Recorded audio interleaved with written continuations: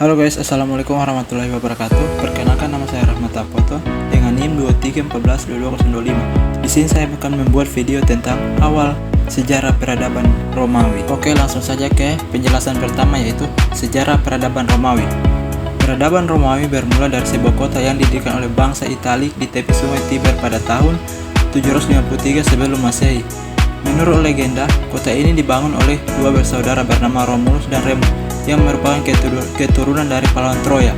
Kota ini kemudian dikenal sebagai Roma yang menjadi pusat peradaban Romawi. Oke, selanjutnya yaitu perkembangan sejarah peradaban Romawi dapat dibagi menjadi tiga zaman utama, yaitu yang pertama zaman kerajaan Romawi 753 sampai 509 sebelum Masehi, di mana Roma diperintah oleh 7 rakyat yang dipilih secara turun-temurun.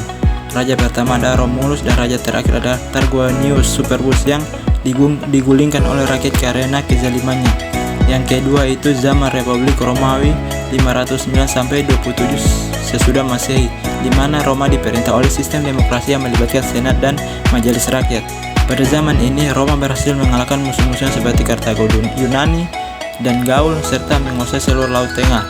Yang ketiga itu zaman Kekaisaran Romawi 27 sesudah Masehi dan 476 Masehi, di mana Roma diperintah seorang kaisar yang memiliki kekuasaan absolut. Kaisar pertama adalah Octavianus yang kemudian diberi gelar Augustus oleh Senat.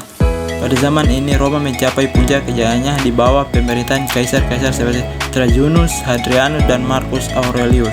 Selanjutnya yaitu karakteristik peradaban Romawi. Peradaban Romawi memiliki beberapa karakteristik yang membedakannya dari peradaban lainnya.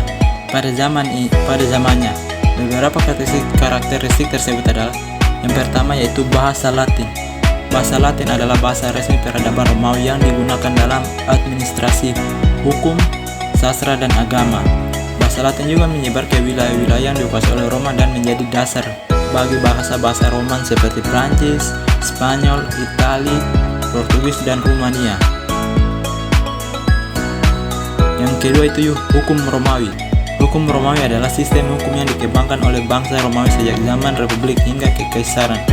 Hukum Romawi berdasarkan pada prinsip-prinsip seperti keadilan, kesetaraan, kewajiban, hak asasi manusia, dan kontrak.